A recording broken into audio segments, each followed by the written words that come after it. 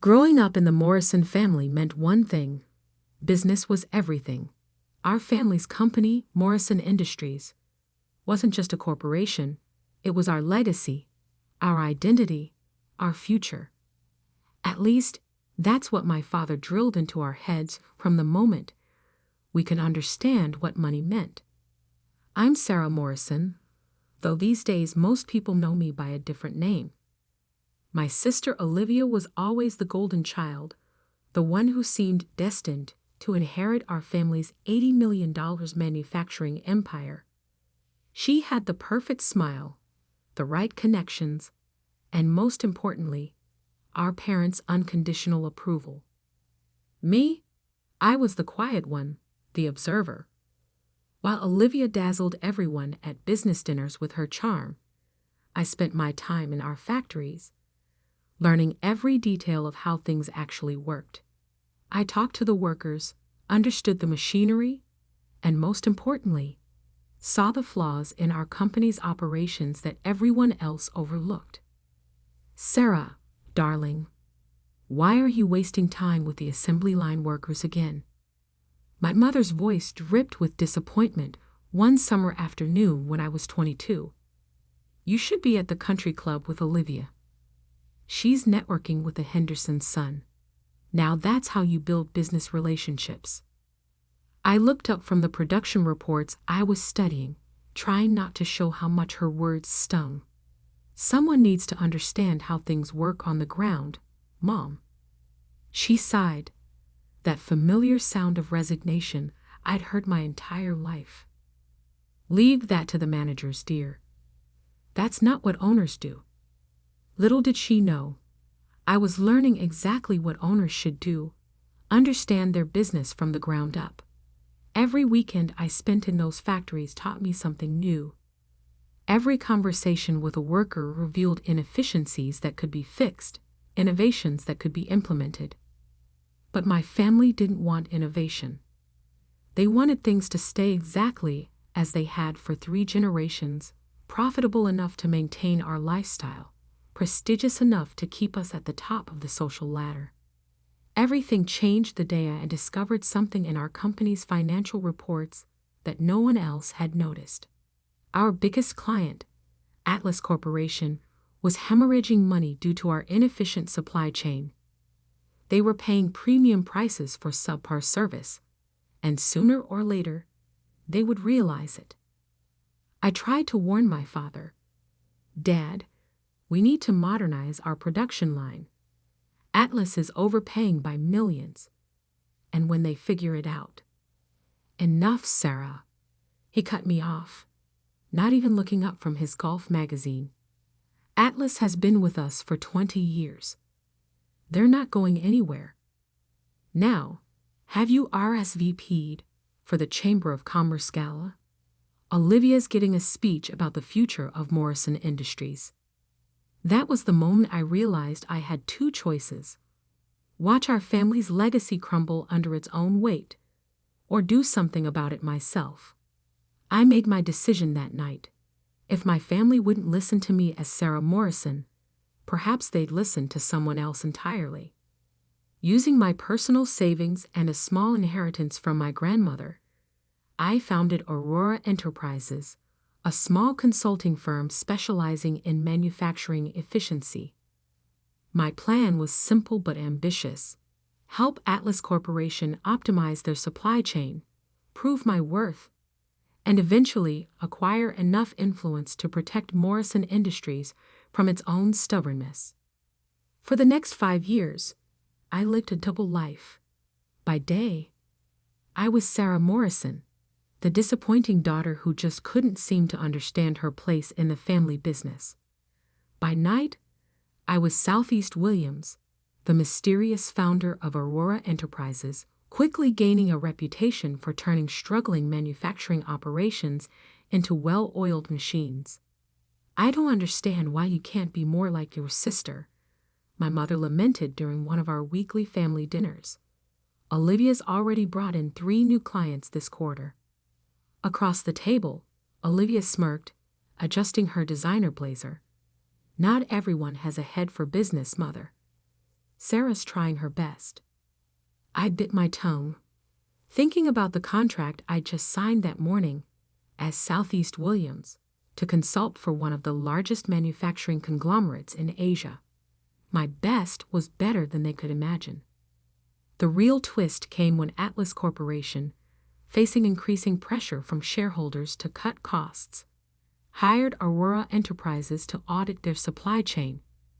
Yes, Morrison Industries' biggest client hired me to evaluate our family's company.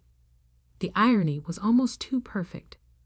Over the next 6 months, I meticulously documented every inefficiency, every outdated process, every unnecessary expense in Morrison Industries' relationship with Atlas.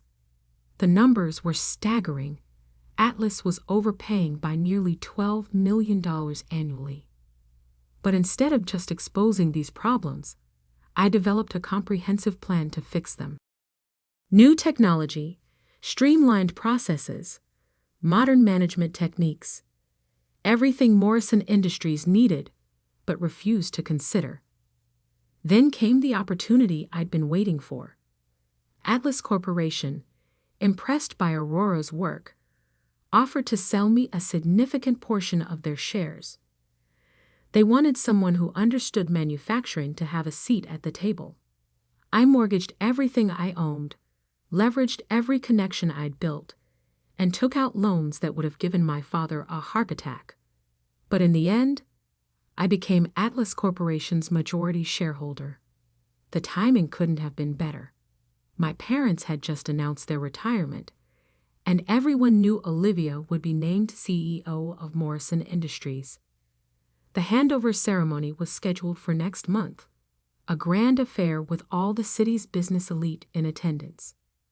What my family didn't know was that their perfect plan was about to collide with 5 years of careful preparation. Sometimes the quiet ones, the observers, the disappointments, they're the ones you should watch most carefully. As I sat in my office at Aurora Enterprises, reviewing the final details of my plan, my phone buzzed with a text from Olivia. "Don't be late to the ceremony tomorrow.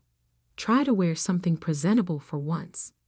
I smiled, thinking about the expression that would cross her face when she realized who really held the power in our family's future. Tomorrow would change everything, and I was ready. Little did they know, their biggest client was about to walk into that ceremony, not as a valued customer, but as their new owner, and the daughter they'd underestimated for so long. She was about to show them exactly what she was capable of. The game was about to change, and I held all the cards. The only question was, would Morrison Industries survive the shock of discovering that their disappointing daughter had become their most powerful client? The morning of the handover ceremony dawned bright and clear. I stood in front of my floor-length mirror, adjusting the Armani suit I'd purchased specifically for this day. No more understated outfits, no more blending into the background. Today, I would finally step into the light. My phone buzzed incessantly with messages from my family. "Mom, don't forget to arrive early to help with Olivia's preparations. Olivia, the photographer wants family photos at 9. Try to do something with your hair. Dad, this is a big day for the Morrison name. Don't do anything to embarrass us." I smiled at their messages, each one dripping with the same condescension I'd endured for years. They had no idea that in less than 4 hours, their perfectly orchestrated ceremony would become something entirely different. The grand ballroom of the Riverside Hotel was decorated in Morrison Industries' corporate colors, deep blue and silver. Crystal chandeliers cast a warm glow over the gathering crowd of business elite, board members, and local media. This was, after all, a significant moment, the passing of an $80 million company to its next generation of leadership.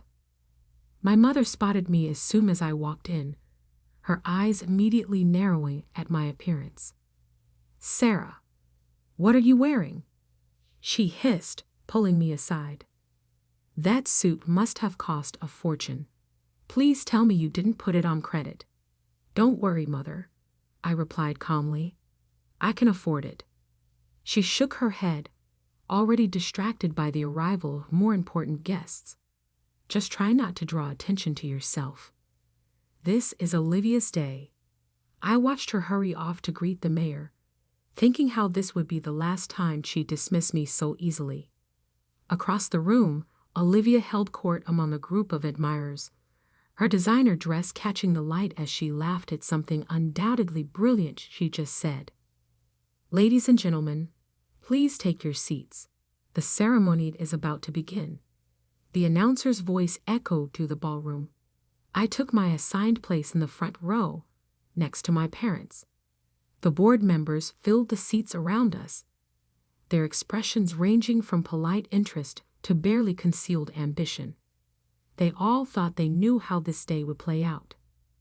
My father approached the podium, his silver hair gleaming under the spotlights. He had always looked most comfortable in moments like these, commanding attention, controlling the narrative. Today marks a new chapter in the history of Morrison Industries, he began, his voice carrying the weight of 3 generations of success. When my grandfather founded this company, he had a vision of building not just a business, but a legacy.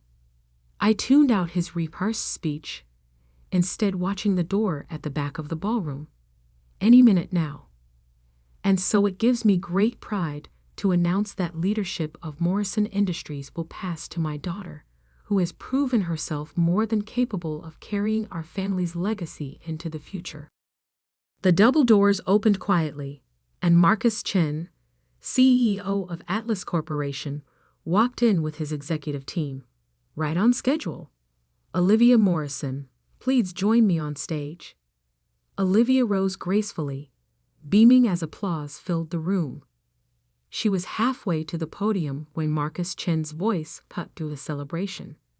I apologize for interrupting this touching moment, he said, his voice carrying easily across the suddenly silent room. But before we proceed, there's something the board needs to know. My father's face darkened. Marcus, this is hardly the time. On the contrary, Richard, Marcus continued, moving toward the stage. This is exactly the time. Before you hand over control of Morrison Industries, you should know that Atlas Corporation, your largest client, accounting for 60% of your annual revenue, has undergone some significant changes in ownership. The blood drained from my father's face. Olivia froze mid-step, her perfect smile slipping just slightly. What kind of changes? One of the board members demanded. Marcus smiled, pulling out a folder. Atlas Corporation is now majority owned by Aurora Enterprises, and according to our new contract terms, we have the right to approve any leadership changes at Morrison Industries. The room erupted in confused murmurs. I could see panic beginning to spread across my parents' faces. Olivia's carefully maintained composure cracked completely. This is outrageous, my father thundered. Who do they think they are? Who owns this Aurora Enterprises? That was my cue. I stood up slowly, feeling every eye in the room turn to me. I do. The silence that followed was absolute. My mother's champagne glass slipped from her fingers, shattering on the marble floor. Hello, everyone, I said, walking to the stage. For those who don't know me, I'm Sarah Morrison. Though in business circles, I go by Southeast Williams, founder and CEO of Aurora Enterprises. Olivia staggered backward as if I'd physically struck her. No, she whispered. That's impossible. You're nothing. You're nobody. I turned to face her, years of dismissed warnings and ignored suggestions fueling my words. That's where you were wrong, sister. I tried to tell all of you that Morrison Industries needed to modernize, that we were overcharging Atlas, that our methods were obsolete. None of you listened. Sarah, my father's voice shook with a mixture of rage and fear. What have you done? What you taught me to do, Dad. I saw an opportunity, and I took it. I pulled out my own folder, handing copies to the board members. These documents show exactly how much money Morrison Industries has been wasting through outdated processes and mismanagement. They also show how much money Aurora Enterprises can save this company if certain changes are made. The board members flipped through the pages, their expressions growing increasingly alarmed. The numbers didn't lie. As Atlas Corporation's majority shareholder, I continued, I cannot approve Olivia's appointment as CEO. Instead, I'm proposing a complete restructuring of Morrison Industries, starting with its leadership. My mother finally found her voice. You ungrateful little. Mrs. Morrison, Marcus' chin cut in smoothly. I suggest you choose your next words very carefully. Your daughter's company now effectively controls Morrison Industries' future. The next hour was chaos. Board members huddled in corners, furiously whispering and examining documents. My father aged 10 years before my eyes, slumping in his chair as the full implications of my move became clear. Olivia had disappeared entirely, presumably to cry in the bathroom. My mother cornered me by the window, her voice low and dangerous. How could you do this to your own family? I met her gaze steadily. The same way you did it to me. One small dismissal at a time. The board voted within 2 hours. Given Atlas Corporation's importance to Morrison Industries' survival, they had little choice. My restructuring plan was approved, and a new CEO would be appointed, one chosen by Aurora Enterprises. As the shell-shocked guests began to leave, I stood at the podium where, just hours ago, my father had been preparing to hand everything to Olivia. One more thing, I announced to the remaining board members. Aurora Enterprises will be maintaining the Morrison family's involvement in the company, just not in the way you expected. I'll be taking over as CEO myself. My father's head snapped up. You planned this all along. No, Dad. You planned this. Every time you ignored my suggestions. Every time you dismissed my concerns. Every time you told me to be more like Olivia. You taught me that the only way to be heard in this family was to have power. So I got some of my own. The aftermath was exactly what you'd expect. Olivia refused to speak to me for months. My mother alternated between rage and attempts to manipulate me into fixing this terrible mistake. My father, surprisingly, was the first to come around. He came to my office one evening, about 6 months after the takeover. The company's efficiency had improved dramatically under my leadership, and our profits were up 40%. I never saw it, he said quietly, standing at the window overlooking the city. All those years, I was so busy looking at Olivia, I never really saw you. You saw what you wanted to see, I replied, not looking up from my work. No, he shook his head. I saw what I understood. Olivia was like me, all flash and charm and surface-level deals. But you're like my grandfather was. You understand the bones of the business, the real mechanics of how things work. I finally looked up. Is that an apology? It's a recognition, he said. And yes, maybe an apology too. You've done what I never could. You've made this company better, stronger. Over time, things settled into a new normal. Olivia eventually joined one of our subsidiary companies, where she actually thrived in a role that suited her skills rather than our parents' expectations. My mother took longer to accept the change, but even she couldn't deny the success I'd brought to the Morrison name. As for me, I kept the nameplate on my desk reading Southeast Williams as a reminder of the quiet girl who had watched and learned and planned. Sometimes the greatest power comes not from being in the spotlight, but from being underestimated. Morrison Industries transformed under my leadership, becoming a model of modern manufacturing efficiency. The company my grandfather built, that my father maintained, and that my sister nearly inherited, it became something greater than any of them had imagined. And it all started because they didn't think the quiet daughter was worth watching.